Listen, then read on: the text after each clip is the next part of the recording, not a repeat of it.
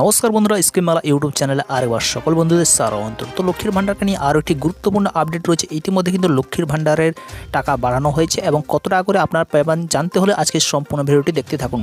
তো লক্ষ্মীর ভাণ্ডার হচ্ছে পশ্চিমবঙ্গের সবচেয়ে বড় প্রকল্প, যার মাধ্যমে মহিলারা প্রতি মাসে ব্যাংকে 1000 টাকা থেকে 1500 টাকা পর্যন্ত অ্যাকাউন্টে পেয়ে থাকেন এবং এই অ্যাকাউন্টে কিন্তু 1 থেকে 10 তারিখের মধ্যে টাকাটি জমা হতে থাকে। তাই যাদের বয়স 25 থেকে 60 বছরের মধ্যে সেই সমস্ত মহিলাদের জন্য ইতিমধ্যে কিন্তু খুশির খবর মমতা বন্দ্যোপাধ্যায় দিতে চলেছেন।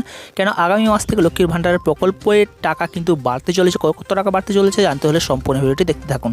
তো জুন মাস থেকে কিন্তু 1500 টাকা হচ্ছে লক্ষ্মীর ভাণ্ডার নয়া প্রকল্পের ঘোষণা করছেন ইতিমধ্যে মুখ্যমন্ত্রী। পশ্চিমবঙ্গ সরকার লক্ষ্মীর ভাণ্ডার প্রকল্পের ভাতা বৃদ্ধির সম্ভাবনা রয়েছে। জুন মাস থেকে সাধারণ জাতির মহিলারা পাবেন 1500 টাকা এবং তফসিল জাতি উপজাতি জনজাতির মহিলারা পাবেন 1800 টাকা করে। মুখ্যমন্ত্রী মমতা বন্দ্যোপাধ্যায় ইতিমধ্যে কিন্তু ঘোষণা করে দিয়েছেন এবং সারা বছর চলবে এই প্রকল্পের এই টাকা।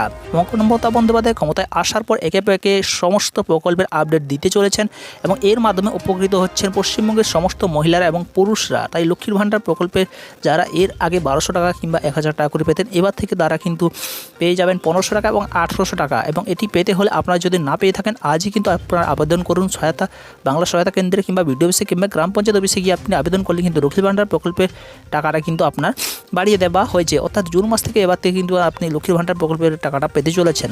তাই যাদের বয়স 25 থেকে 60 বছরের মহিলারা তারাই শুধুমাত্র এই প্রকল্পের ভাতাটা পাবেন। তো এর জন্য আপনার আধার কার্ড থাকাটা জরুরি এবং আপনি পশ্চিমবঙ্গের একজন স্থায়ী মহিলা হতে হবে, তবেই কিন্তু আপনি এই টাকাটা পেতে চলেছেন। এবং যারা অ্যাকাউন্টের টাকা এখন পর্যন্ত লক্ষ্মীর ভাণ্ডার টাকা পাননি, তারা ব্যাংকে আপডেট করবেন। কেওয়াইসি আপডেট করলে কিন্তু আপনারা টাকা দেওয়া অ্যাকাউন্টে চলে যাবে। আর যাদের অ্যাকাউন্টে টাকা আসেনি, যাদের কেওয়াইসি প্রবলেম রয়েছে, তারা বিডিও অফিসে গিয়ে যোগাযোগ করবেন।